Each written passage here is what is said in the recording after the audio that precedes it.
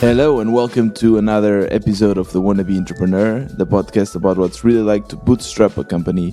And today I have here with me Kirill. Hey Kirill, thank you so much for taking the time to speak with the Wannabe Entrepreneurs. Hey, thanks for having me. Today we'll be speaking about the true bootstrapping journey with you.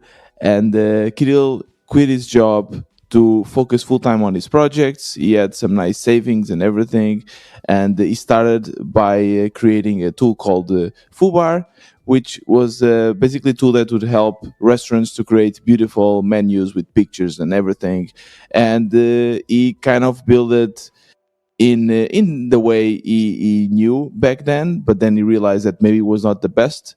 And now he is building Impulse.dev, which is an open source tool for developers to help them with their HTML. So I think there will be a lot interesting facts that we'll be discussing about your journey, Kirill, and I'm super excited to get started with that. But first, I would like to ask you to give a little introduction about yourself. My story is relatively boring in the context of what I do because I've never been anything other than a software engineer, actually. I got into software engineering, or like just generally programming and hacking around 17 years, when I was 17 years old. Now I'm 27. And I didn't have any other career or anything like that. I do have like other interests, but like not really. So I've started I work in different companies as a developer for around 7 years, I think. And and at some point I collected like enough savings and enough bravery, I guess, to have quit my job and with a partner start a business, which was for a long time a kind of gestalt of mine and something that I wanted to do for many reasons, some pragmatic and rational and some not. And and I've spent the last 2.5 years building a SaaS business for restaurants, which I kind of quit. So it's still alive and it still makes some money. And hopefully it makes enough money so that I don't have to look for a job, at least just yet. And I decided to do something else, which is an open source dev tool, something that I also wanted to do for a long time. After having reflected on a lot of things that went wrong with the original business and also with my personal attitude and like my personal preferences about what makes me happy and what makes me miserable. I think it's a journey that we all have to go through to fully understand that. And you said that you had both rational reasons and personal reasons to start or to bet on yourself and to bet on your own projects. What were those? The rational reasons were more based around things like financial independence, maybe like building some long-lasting assets, things like that. So before that, I would like save and invest some portion of money, which would then allow me to do all that. And I was at some point really into this idea of retiring early and then like just having the passive income and stuff like that. And this was definitely one of the ways to go, which was to just continue to build my career and just level up and just join, either larger or faster growing companies and just make more money. And then by the age of 35, 40, at least in Ukraine, I can kind of stop working and and enjoy my early retirement. But at some point I realized that when I collected enough to just go and do something else, I realized that I'm not ready to continue going down the career path for like a decade more, just for my future safety. Like it just felt like postponed happiness. So I kind of quit that idea of just investing enough cash to be able to sustain myself, and decided to just optimize for kind of having an adventure. So the rational reason was there. one way to become kind of wealthy is to collect enough cash and get the passive income, but the other one is to build businesses and assets that make money. I mean, like, obviously. And I decided that the ceiling with how much money you can make is for most people much higher when you build a business or like a product than just collecting enough cash. Yeah. So that was the kind of rational, pragmatic reason. And the non-rational reason was that I just wanted to kind of see what happens. Actually, I just wanted to have an adventure, and Right. I was totally ready from the beginning that it might not go the way it's planned, or it might fail completely and stuff like that. But I knew from the beginning that I would regret a lot more if I just don't do it. So it was kind of much. It seemed much better for me to just go and maybe try it and maybe fail and maybe go back and find another job. Would you say that you have an entrepreneur mindset? Like, do you have side projects and projects while you're working for these big corporates? Once, like when I was 16 years old or something like that, I was trying to build some business in air quotes. And I remember there was this online store that would sell books and gifts and stuff like Amazon. that. No, it's like a local, right. Marketplace in Ukraine. And they had a referral program. So you can put links, and if people follow those links on the internet and they buy something, that you have some commission. And on top of that, they also had this idea that if you invite other people who become partners, who put referral links, then you can make some commission from their commission. Wow. And I thought, wow, that's a way to kind of make money without doing anything myself. The classic pyramid scheme. Right. And the first thing I did was I went to the job searching websites, and I put a lot of job offers, you can become like a seller, premium seller things, and you can like join via this link and stuff like that. So it was clear spam. I was banned from those websites like in a week. I didn't think back then that it was kind of fair. I didn't understand what I did wrong, but it was kind of funny. We never do. This was my actual first attempt to build something like that. Other than that, not that much stuff. Actually, before I became a software engineer in my teenage years, all I did was playing Counter-Strike semi-competitively. Oh, and so I was I sometimes joke that it's not that easy to be a kind of a team leader of 5 teenagers, including yourself. So maybe I got some kind of positive experience. No, there's actually when I chatted with Arvid Call. I don't know if you know him, but he's quite famous in the hacking world. And he also said something similar. He said that he learned all of his entrepreneurial skills from World of Warcraft with the raids and team leading and management and everything. So for all the parents out there that say that their sons or daughters should be doing anything else besides gaming, well, now you have here great examples that gaming can actually give you skills for life. I was always pro gaming, especially if you compete. It teaches you so many skills that that go beyond just trying to kind of do headshots or whatever. Because you need a lot of persistence, at least. You need a lot of temper. To especially if you play with a team, you need to be a good communicator and stuff. So it was really hard and fun, and it's a real some sport. Part of me, it's just sport, and so some part of me still wants to just play Counter-Strike a lot. I mean, kind of competitively. And now we kind of understand a little bit your background, and we understand that you wanted this adventure, right? You said that you could retire at 35 or 40, which, by the way, for me, it's already amazing. And most likely you won't be able to do that now as an entrepreneur. But you also wanted the adventure. You wanted to do something more with your life besides just coding or, playing Counter-Strike, I guess, if you would retire early. So you quit your job to focus on a project. Did you have any idea which project you would work on? No, not really. You are really lucky if there is something that you really want to do, and you already know that there is a market gap, and you can kind of make a business out of it. Mm-hmm. I don't think that it's the default case. Like, I don't think it's the case for most of people. They would either not know exactly what to do, but maybe have some insight in where there are opportunities, or the other way around.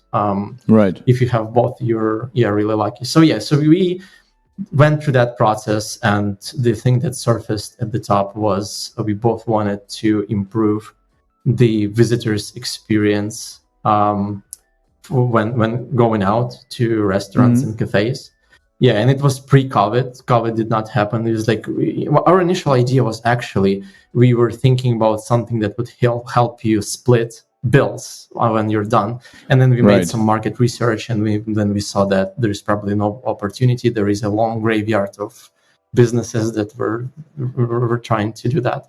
And then, like, after like a lot of I guess minds pivoting and speaking to different people, we settled to this idea of let's create digital menus that you can access via a link, of course, but also a QR code, and then sometime later via an NFC tag, and also allow restaurants to take orders either inside the venue or delivery takeaway orders using that digital menu. Because another thing was that a lot of restaurants would have either their own delivery that would be relatively crappy, because you need to kind of call them, and you need to like just look at some photo of the menu and then make an order. So we thought that we could improve that, and also inside the venues, because I think the best way that my co-founder explained it was that he remembers a lot of times when he would go out and he would order something and have particular expectations, and those expectations would often be missed. And he always said that had he seen the photos of that meal, he would not have ordered it in the first place and ordered something else. So like we really went down that idea. So you and your I guess co-founder were bouncing, spitting ideas, and you got this one because he was disappointed with a couple of dishes he got. So it's like, you know what? Well, if there was pictures, things wouldn't be like this. And you started building it. And one thing interesting from your article, Kirill wrote a really interesting article where he basically describes the whole journey. So I recommend everyone to go and read it. I will link it also in the description. You said that the moment you quit your job, there was this feeling of freedom and also this feeling of anxiety. And I totally relate to that because I felt the same. But I would love to hear from you. So what is this? Can you describe this feeling of anxiety and why did it start? Yeah. So the first feeling that you have when you quit your job and you like have your days to do whatever you want is that you're really excited because now you can do like literally whatever you want. You can pick whatever. And it feels really good for a really short time before you realize that now you actually need to commit to something else. You can't do random things every day that would make you have fun. You actually need to pick something, and you actually need to make a lot of hard decisions. And it brings a lot of anxiety because now you have this endless stream of like ideas and possibilities, and it sounds really cool, but you need to pick one. And what's even worse, that you can make bad decisions and there is probably nobody to tell you that. Like at my job, I would have somebody who's senior to me who would sometimes kind of correct me, or like I could go to them for help, and they would kind of guide me. They would set some goal for me or something like that. When you are just free soloing or like doing whatever you want, there is nobody to set goals for you, and setting goals that you are actually confident in and that you are actually ready to pursue week after week, month after month is hard. Yeah. And I felt really anxious because I have not felt that much responsibility for my life overall before. Yeah, I can totally relate to that. It's also thrilling, and it's also why we do this, because now we get more control somehow over our lives. But at the same time, now we have more control over our lives, which means that if we make mistakes, no one will tell us, "Hey, by the way, you're doing the wrong." No one will take responsibility. Basically, it's all up to you. It also felt like I didn't know what I'm doing, and I was really anxious because it seemed like everybody knows what they're doing, but I didn't, and I was really afraid of making wrong decisions. Now I feel much comfortable with it, not because I've learned a lot. I'm still anxious about my decisions, but I realized that nobody knows what they're doing. And it's just part of the journey. So now when you just accept it as part of it. Yeah, exactly. I think you just get used to that. So you had this idea and you did, I guess, a little bit of market research, but tell me about the next steps. Did you start building? Did you build an MVP? How did that go? Yeah, we were trying to be really smart about it and not build too much prematurely. So my partner would create some Figma designs to just have a general idea of what it would look like. And we would try to talk to different people and show them, talk in general and maybe then show them those mock-ups. And I think before that, my partner read the book called The Mom's Test about customer interviews. So one of the ideas of a correct customer interview is that you don't, at least not before the end, you don't try to bounce your idea off your potential customer. You actually ask questions about what they do and about their problems, and if they don't mention the problem that you think you're solving, then there is something wrong. And if they do, then bingo. It's a very simple way to describe the kind of right way to do a customer interview, but it's definitely part of it. And we tried to do that, but the large mistake that we've made was that we spoke mostly to people who are also restaurant visitors. Right. Which right now seems like a huge blunder, and it's they're not the ones who are going to pay you, but we did it. And what's even worse, a lot of people told us in our cool mom test interviews that it's a great idea because we were trying to kind of ask them indirectly about what pains they have with visiting restaurants and picking meals, stuff like that.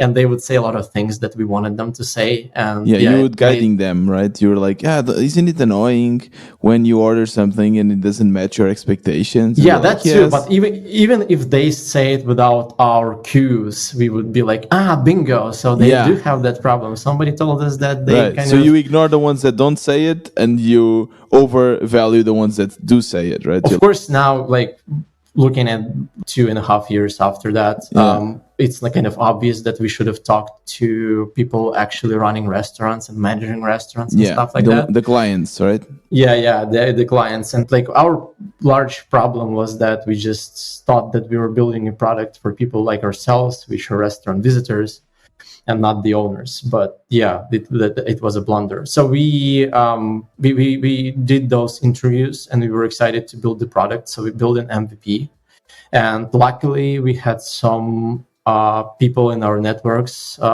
primarily in my partner's network, who were kind of managing restaurants. So we reached out to them to try to show them the product and try to get them to use it for free, and we would have the opportunity to see in general how they operate and get their feedback and stuff like that. You optimized the MVP for the clients that were going to test it right away. So they couldn't add pictures, they couldn't do anything. You would do that for them. We would. In the beginning, we would fill out the menus for them. For some venues, actually, my partner went physically to the venue with his camera And took pictures? Yeah, I took pictures of all of the meals. Interesting. Yeah, it was about the time when it started to feel fun, because it felt like we were hustling. Like now we go to the restaurants and do whatever it takes for them to use our product. Was there any particular style of cuisine that would be your target customers that would like your product the most? I would say it wasn't. It was less about the type of cuisine and more about the type of the restaurant itself. So like, do they have waiters, or do you order at the counter, stuff like that? And we in the beginning we were just trying to have whatever clients we could have, and we were like in this process of like receiving the feedback and adapting the product every day essentially, and like doing whatever it takes for them to enjoy the product. This process continued for maybe a couple of months, and then COVID hit. Do you remember when COVID kind of started? When did COVID first pop up in your radar? Do you remember that? So yeah, I remember it when. So I have a girlfriend, and she needed to go to Barcelona to a conference in February 2020. Right? It started. Yeah. And so like she was getting prepared, and everything was set, and she had the tickets and stuff.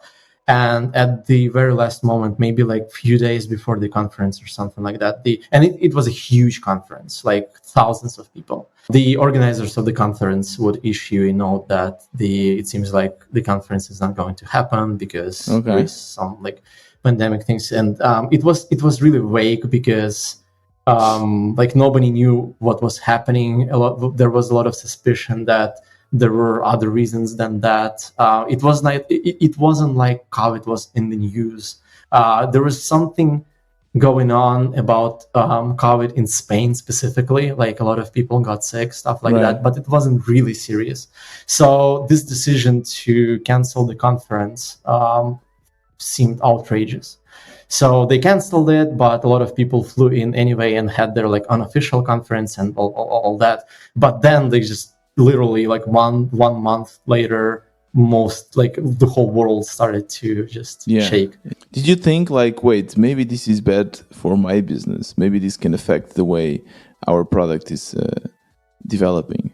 We were not sure if it was going to be bad or good. So the initial impression was that it's going to ruin everything because the restaurants are just going out of job and they can't make money and stuff. And they were cutting anything that was non-essential, and we were definitely a non-essential service to them unless we make ourselves essential, right? So there was risk that we would need to just shut it down because nobody's going to pay for it because nobody has the money. But on the other hand, we thought that if we make it more essential, then there is some potential that, like with any crisis, you have like new opportunities. So one of the opportunities was that the delivery thing. Like now you only can take orders for like takeaway if you're lucky, and you can take orders and deliver them. And with delivery, the problem for an average restaurant was that you either work with the platforms, and the platforms take a lot of money from you. And I'm not sure, but I think they even increased the fees after the COVID started. So you would not make a lot of money with that, or you built your own delivery. But with your own delivery, now you have like a lot of new problems. The obvious ones, like who's going to deliver it and how far are you going to deliver it? And your logistics is going to be much more expensive than that when you work with aggregators and platforms. So our idea was that if we could help them at least partially to build their own delivery flow, it would like our service would become more essential. Right. And we realized that for a delivery, they would need like 3 components, which is one of is like the menu and the way to take orders online. The second one would be how to attract traffic, because previously they would not really bother with that. And the third one is logistics. And we quickly realized that we can't do logistics at all because it's too complicated and you need a lot of capital to enter that area. We could do stuff on the marketing side, like do marketing for them, maybe automatically, and maybe make money off of it. But we already were building something that resembled the most obvious thing, which is taking orders online. Yeah. Yeah, they have no idea on how to sell their business online, right? So they are more traditional.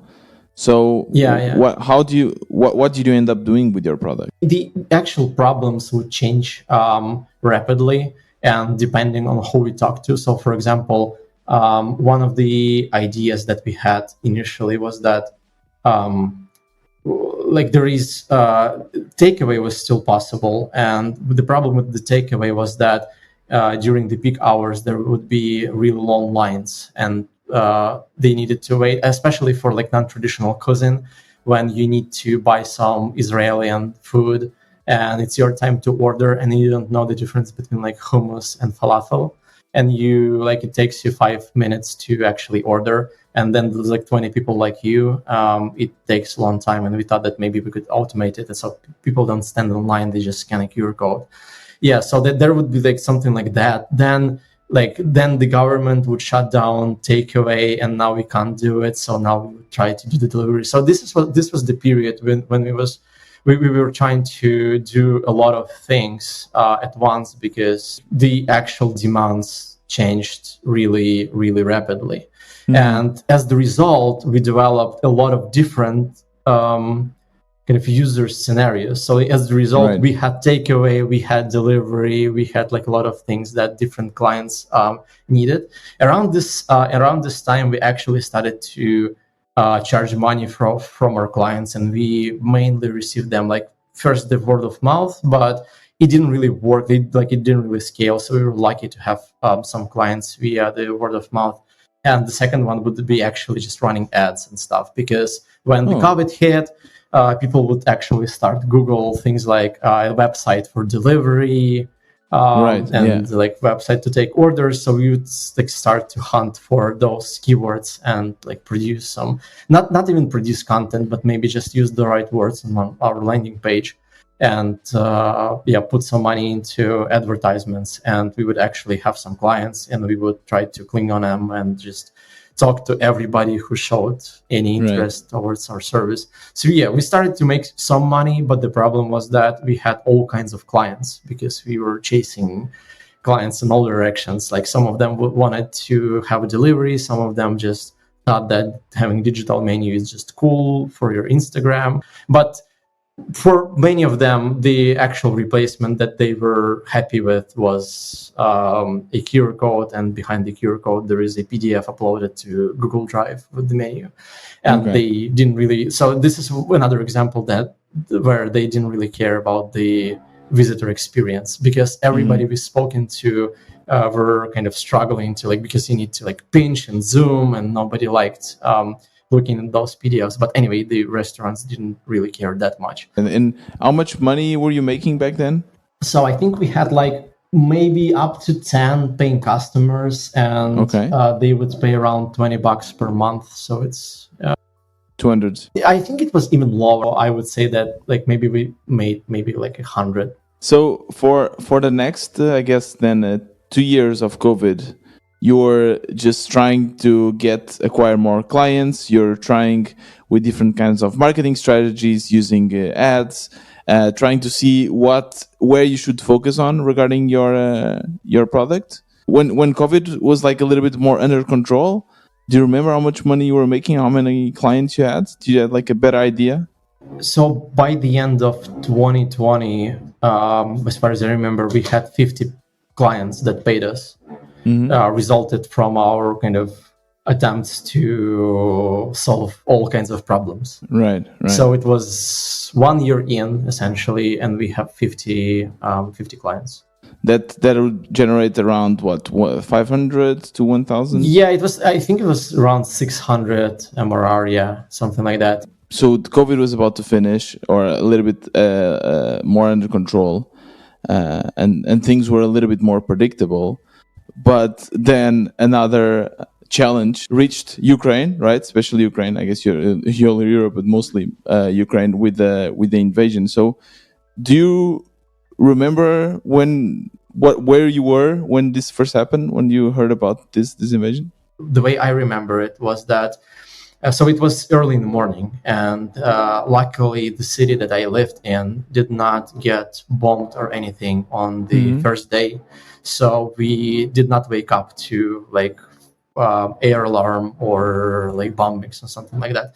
We woke up to my girlfriend received a call from her colleague at about maybe 6 a.m. or something like that. And the colleague said that he was not going to be at the office today. And she asked why. And he said, oh, you don't know? Haven't you seen? The invasion has started. Our capital gets bombed. And we were like, what? So this is how it's... Yeah, this is we were just lying in our beds and it's 6 a.m. Now we had our alarm for maybe 7:30 or something like that. So we actually got woken up by the call. And he said, there is war. I'm not going to be at the office. See you.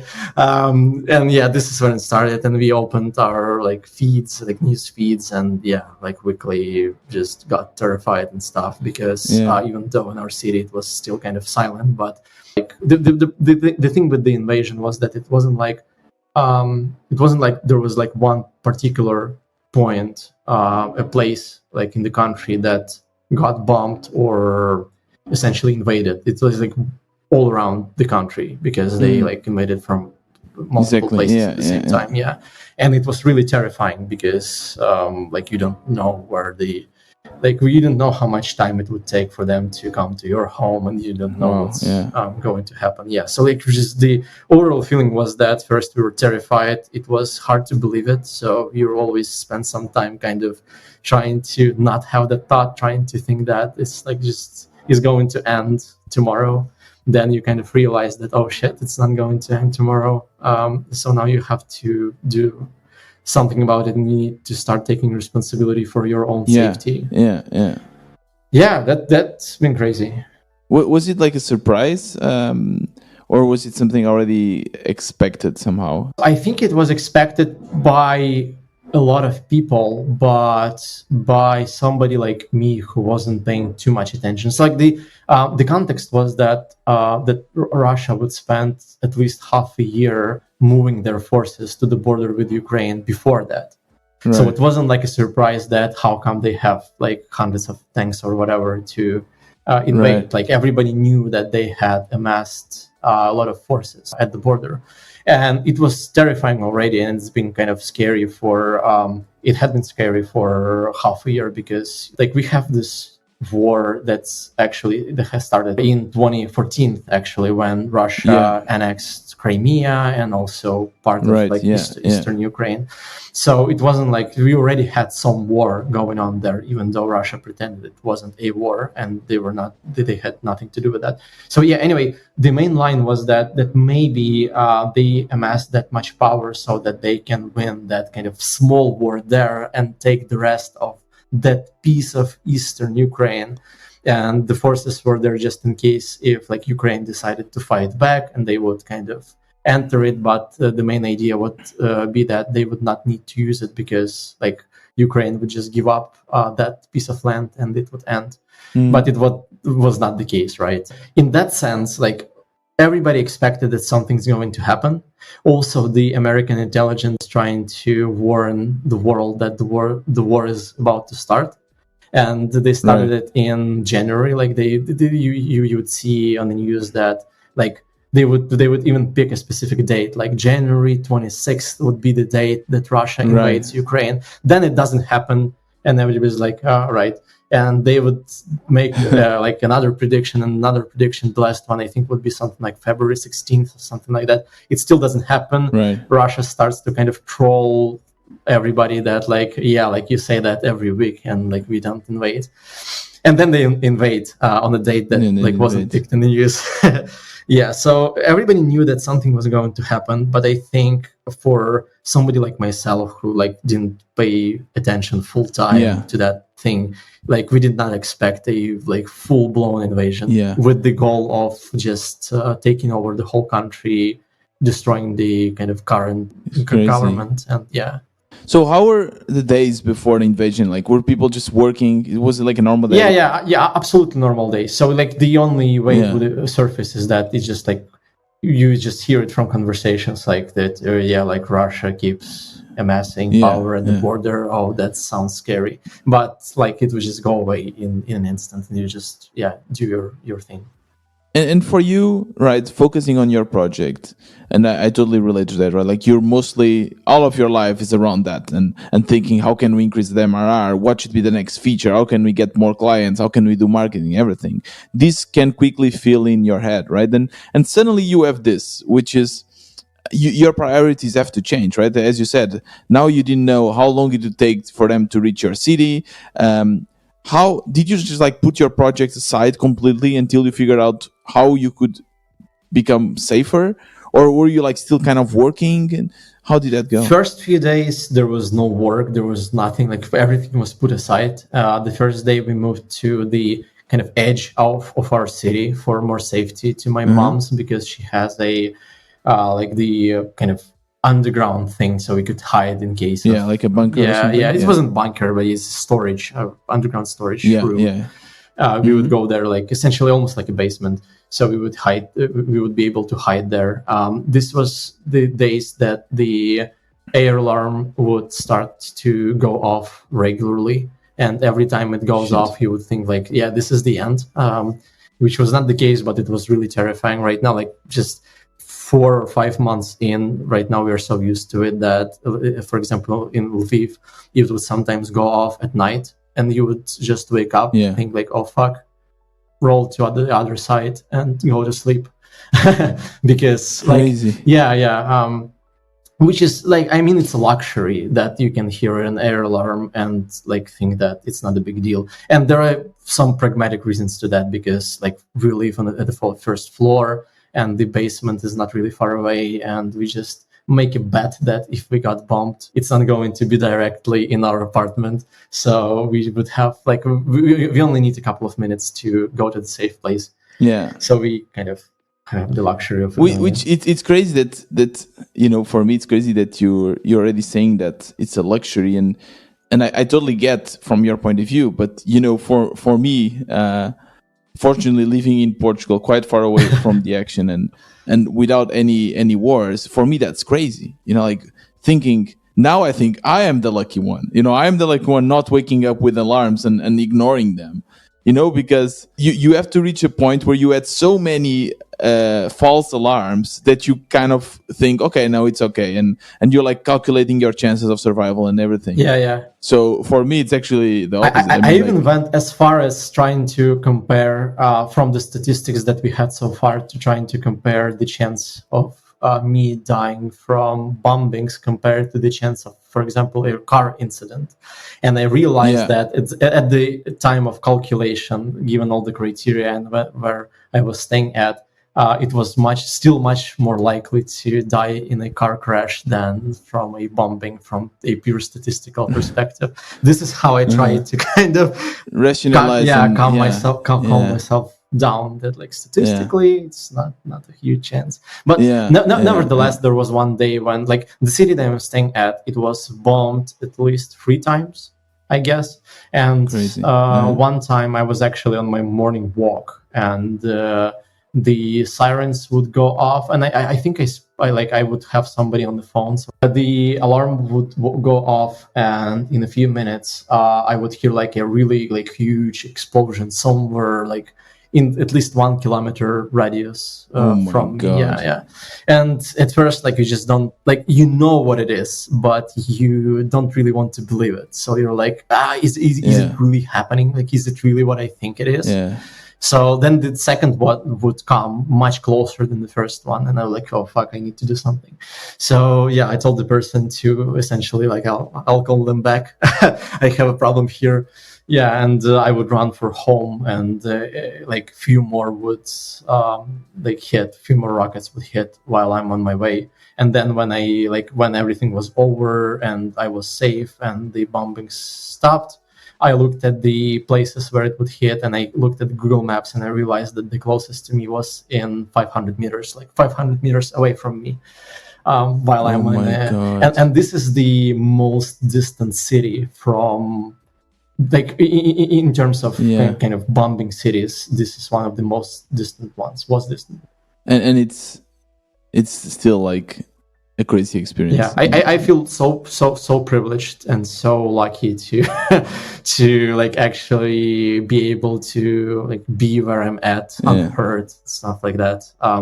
To be able to be, and hearing what you're saying, I feel as well. Like, you know, we heard a lot, and we still hear a lot in the news about Ukraine and everything, and it's crazy. You know, in the first months, everyone was like glued to the news. Everyone was like, oh, it was going everywhere and so on, and everyone tried to help as much as they could, and then eventually life kind of goes on, and then it's still, of course, people speaking about it every day and trying to help and everything. But for me, for example, I get to now work on my projects, or I say, okay, let me put it on the side. Okay, this is happening, this is terrifying, but I am privileged enough to be able to, okay, now I can put it on the side and work on my Twitter, you know, right, which sounds ridiculous, you know, thinking about Twitter in these situations. How was it also for you then? Like your first days was like figuring out how to be safe. You started rationalizing and finding ways to live with it. You know, by doing the calculations, comparing with car accidents, by knowing that you live in the first floor and everything. Were you able to return to your project? So a couple of weeks, maybe 1.5, maybe a couple of weeks after the invasion started, we moved from our original city, which is in eastern Ukraine, so relatively close to the action, to western Ukraine. So right now I'm staying in Lviv, which is like the most western, almost the most western city in Ukraine, very close to Poland. So we moved there, and it was a kind of quest in and of itself, which is kind of another story. So we moved here, and essentially, like, we moved here, we found an apartment. There were also stories about how we found the apartment, and finally, when we had the apartment, had some safety, and just being able to finally start to do like anything related to our normal life. Yeah, it was 2 weeks into the war that we finally relaxed a little bit to be able to, at least on a daily basis, to do something. Because the problem in the original city was that I felt like I need to be scrolling the news all the time, and if I don't do it, something really bad happens and I don't know about it, and that would be like a critical problem. After we moved cities, the major change was that we did not feel like we had to consume the news in real time anymore. We still checked it like 100 times a day, but at least obviously, I could think to myself that if I forget about checking the news for at least 1 hour and do something, like, it's not going to end really badly. And it gave me a lot of peace of mind. You just brought your essentials, I guess, and we had like 2 backpacks and some food with us. That's it. That's the somehow the benefit of being a coder, right? I mean, your whole business and job and everything is using your laptop, true. Right? And in that regard, also, like, we are a little bit privileged because we can just work remotely from anywhere. So you're able to bring somehow that to Lviv. You're able to somehow resume your project, and was it there when you decided to, okay, let's put this project food bath in autopilot and start focusing in this other tool? Yeah, so we were discussing this before the war started, because by the end of 2021, we were not really satisfied with how it's going. So by the end of 2020, we had 50 clients paying us, and by the end of 2021, it was 150. So 3 times more, but now we are 2 years in. We have 600 MRR. We are not sure who our customer is, and we are not sure how to scale this whole thing.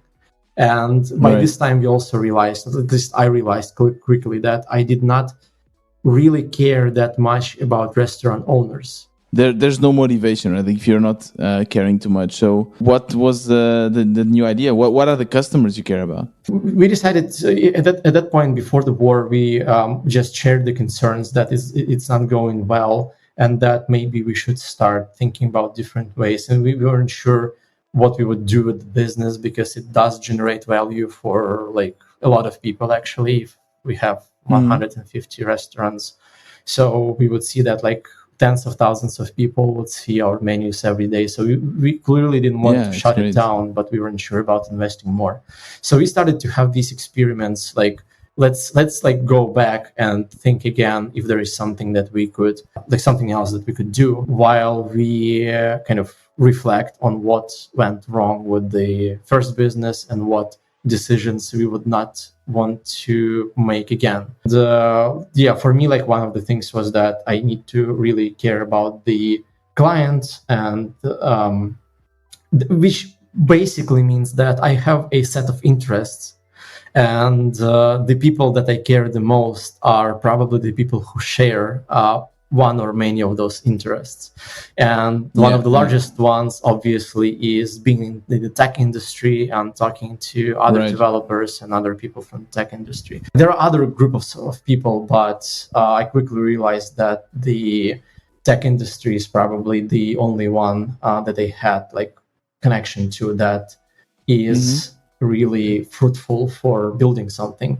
And I also wanted to, like, when I was working for corporate jobs, one of the things that I wanted to do the most is actually make the tools. Like, we would always use some internal tools, me and my team, and I always wanted to like improve it and stuff. So we again decided to make a spreadsheet with different ideas, and this time, like the ideas that came from me, most of them were for the tech industry, like this tool and that tool, and like this service and that service. And we again like did the scoring, and like all while like running the previous business, so we weren't sure what to do with it. And at some point we realized that we are ready to make another attempt and do something else. And in our scoring, kind of my idea of building an open source tool had the largest score. And it was really something that I was really passionate about. So we decided to essentially freeze the restaurant business, Foodba, and not invest anymore, but still like do the support, collect the money, fix bugs, maybe make small features, make something that would make us spend less time on support, stuff like that, and at the same time focus on something new. So since then, Foodba, is it like did you acquire new customers? Yeah, did you lose customers? It actually grew quite a bit in the first 2 months of war for whatever reason. Yeah, right now our MRR is around 5,000-6,000, I think. 6,000? Yeah. That's crazy. Yeah, I think it's closer to 5. It's like $5,000 MRR. From Foodba? Yeah, from Foodba, yeah. And we don't invest much time. We stopped doing that. There is almost no marketing. So yeah, but the good news is that by this point, it makes enough money for me to be able to do something else and not looking for ways to sell my time for money. Yeah, but I was thinking about that as well. So you had your savings, which is great. But one thing that we have as coders when we go full-time indie is that we know that we can get a job really quickly if we need it, right? Like, okay, if we need money, we just stop our project and get a job. Now with the war, is this still something you can easily do? Can you just like easily get a job? So I've always worked remotely, almost always, like except for my very first job. So I don't think that the war... There would be a problem. Yeah, there would be a problem. I think it's kind of harder maybe to find a job in Ukraine if you want to like go to the office or just general work for a Ukrainian company. Right. But I don't really care that much because I would probably work for... Yeah. Uh-huh. But it's great because now you are making money while you're asleep. Yeah. Dream come true, right? Yeah. But now my anxiety is that any day the business would just end. And it will end if you just don't do anything with it. at some point it will end. Like it's the destiny of any business unless you kind of actually work on it. Even if you work on it, it will end at some point. And with Impulse Dev, it's still kind of in the beginning, right? So you're still kind of building it. How are you doing things differently now? You're building more for your passion audience, and are you making sure that this is actually a problem that exists and needs to be solved? I think Impulse is a very different product from what we built, and some lessons I took seriously, such as the target audience, but some other things I decided to disregard. So, for example, this like Impulse with Impulse, I'm trying to do something that doesn't really exist at all in the world right now, and it's kind of an innovating product. And I've decided to like it solves my pain for sure. It solves pain of some of the people that I've spoken to, but whether or not there is an existing pain that people can articulate that it can solve is still a question, which I'm going to answer, but it's not a question that I started with. So yeah, I realized that building dev tools, especially open source tools, it's a game with a lot of different rules other than compare it to building commercial SaaS for different industries and stuff. Essentially building commercial crude apps and charging for them. So one of the examples, which is more or less obvious, I think, is that for dev tools, the marketing thing is so much different. Like most of the success stories of the dev tools is the kind of bottom up growth when something becomes becomes popular, like Tailwind CSS, for example, and generates a lot of following and users, and then like you can use it for different goals, and which is really great for me because I realized that the most successful thing that you can do when you sell to developers and to the tech industry in general is actually like producing great content, producing a great product, being overall helpful, and it's less of like SEO optimized stuff and go knocking on the door, stuff like that. So yeah, it's still a new thing for me. So a lot of lessons that I've learned from running a SaaS don't apply directly to building an open source dev tool. Interesting. Which creates. But this time I decided to not optimize for making money as soon as possible. Now, one of the lessons that I've learned from running football was that one thing that you want to keep in mind and actually maybe even optimize for is that there are always things that outlive the particular project.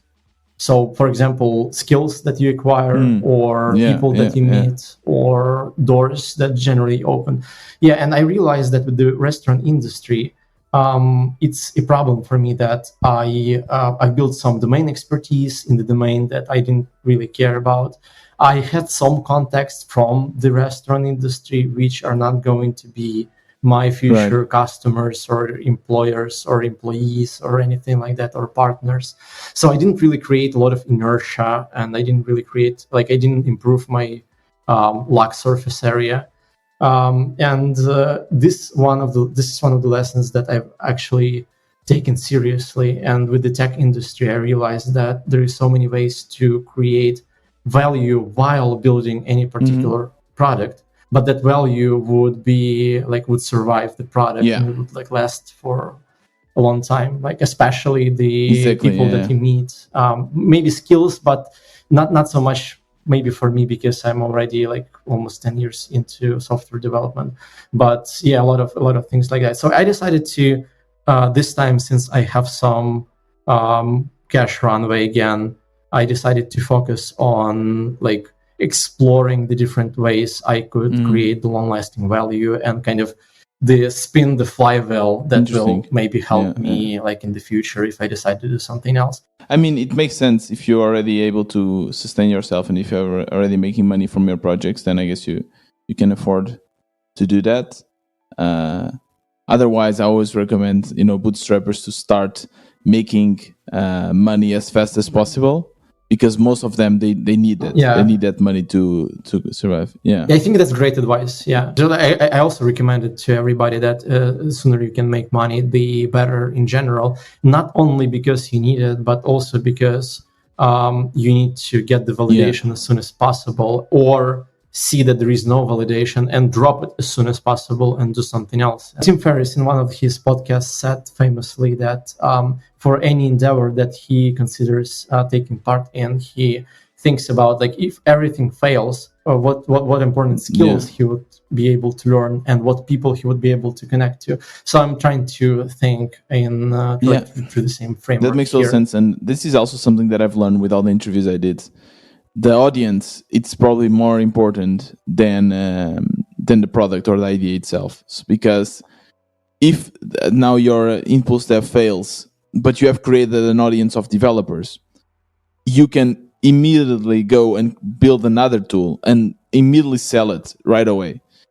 You can understand, you can validate it really quickly. So the audience is definitely one thing that you get by building products, like you did as well with restaurant owners, even though you didn't care too much about it, but you did grow an audience around that. So if you now want to build another product around the same niche, it's much easier for you because you know the industry better and you know how to communicate with them, and the same with any industry and any product, and in this case for coding, it's really easy as well for you to use Twitter or Indie Hackers or I don't know, Reddit to kind of build in public and show what you're doing and still collect attention and collect followers. So yeah, I totally agree with you. And yeah, Kirill, thank you so much for sharing your story.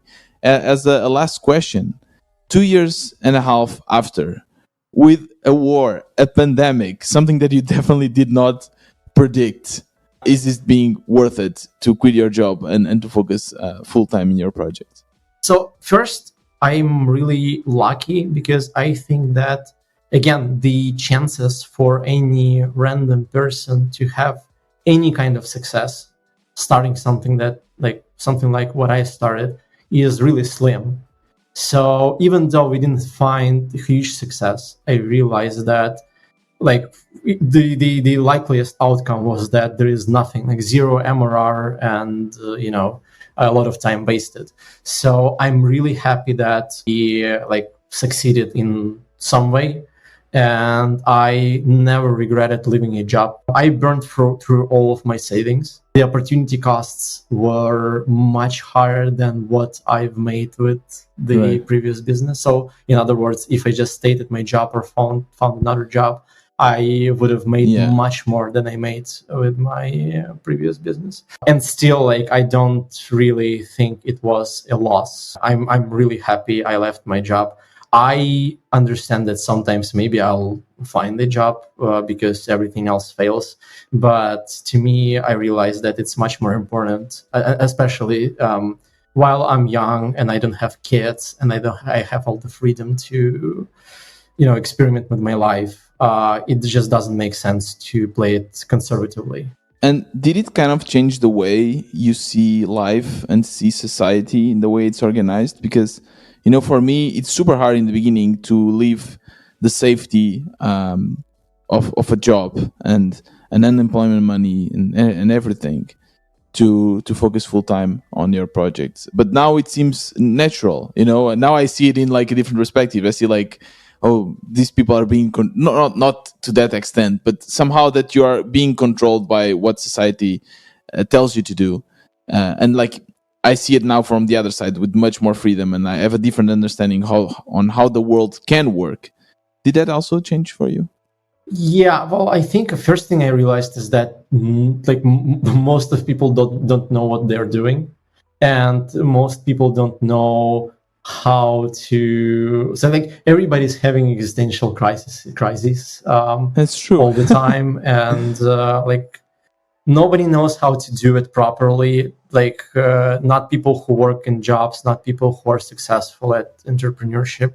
So yeah, this is an actual equalizer there. But also, I realized, like you said, that when you see it from the outside, people working, and especially people who are not really happy with what they're doing, you kind of realized that it's somewhat tragic that not more people have the opportunity to try to make something themselves.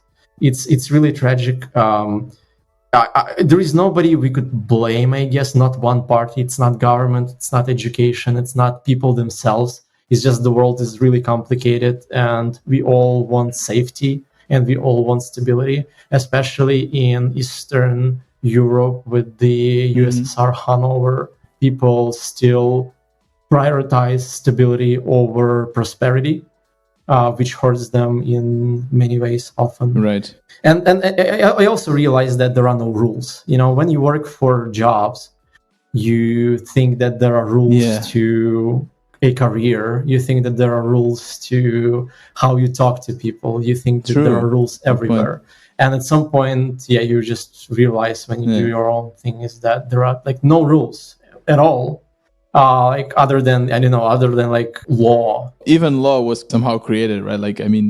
I guess if we go back to the philosophical thing, then I guess you have the rules of physics or something. That's the only thing that you cannot really change. Yeah. In the end, it boils down to some universal rules. But in the end, you think that there are you realize that all the rules that you see inside the society is just most of them are constructed by people who are as silly as you are, who are as confused about the life as you are. And it's just up to you how to play it. You never know what can happen as well. And so I think that's definitely what I've learned with my conversation with you, Kirill. And thank you so much for sharing your journey with wannabe entrepreneurs. Yeah, thanks for reminding me. It's been awesome. If you want to support this podcast, I don't do any advertisement, but there's many ways for you to make sure that this will continue to exist. First of all, you can become a member of the WB Space. It costs $10 per month, and you get access to an amazing community filled with bootstrappers, all of us sharing our journey and building our projects together. Besides that, you can also acquire my Bootstrappers Guide. It costs $10. It's a one-time payment, and you get an amazing guide that I derived from all the interviews I did on this podcast. Besides that, you also get 1 month access to the community. So it's a great deal, and you just can find it on my website, wannabe-entrepreneur.com. You can also find merch, amazing t-shirts and cups and mugs and everything at store.wannabe-entrepreneur.com. Besides that, obviously, sharing it around with your friends, your entrepreneur friends, will take this podcast a long way. This was another Wannabe Entrepreneur. See you next time.